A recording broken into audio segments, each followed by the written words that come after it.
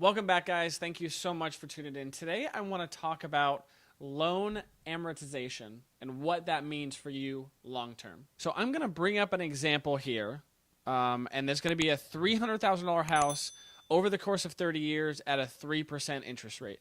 Now, just first and foremost, none of these numbers are concrete. This is just to lay out a foundation of exactly what you might be looking for in your house. So we got about a $300,000 house, and you pay that over 30 years at a 3% interest, right? So monthly principal and interest, which is exactly the money going towards your actual loan, and the interest that you're charged on the actual loan is about $1,265 spread out over 360 payments. Over the course of 30 years, if you just make your payment on time, you don't add any extra, and you don't pay any less, you're going to be paying about $455,000 for your home after that 30 years. Wow. So you're paying almost 50% more on your house over the course of 30 years. That is how much they charge you, even at 3% interest on that house. I'm going to change it real quick to 8%, and that's conservative. Back in the day, it was even higher than that. But at 8% interest, you buy a house for $300,000 at an 8% interest, you're going to end up paying $792. So almost 2.5 times your house over the course of 30 years. I'm going to give you an example. If you get a 15-year mortgage, same exact example. You got a $300,000 house, 3% interest spread over 15 years.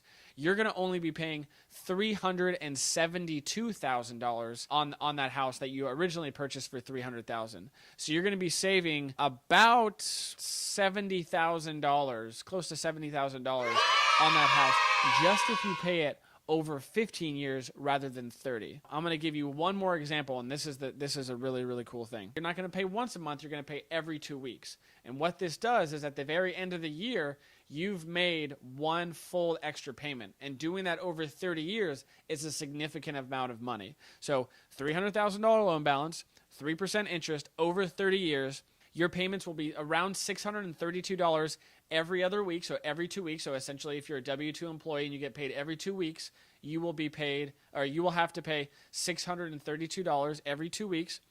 And the average interest is going to be about $194. So instead of paying $155,000 in interest, remember that it's going by that first example, so we're at $455 over the 30 years.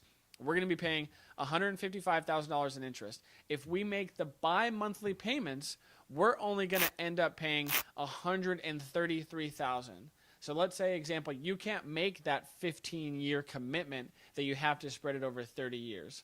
It's totally okay. It is normal, and you can refinance at any point, and what you're comfortable with.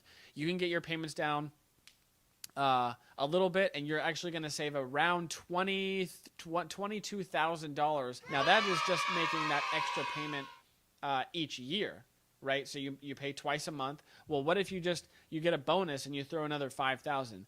If you do that consistently, your mortgage will be consistently lower, and you will save so much more money on the back end than if you did the traditional once a month payment over the 30 years. Have any questions? Let me know.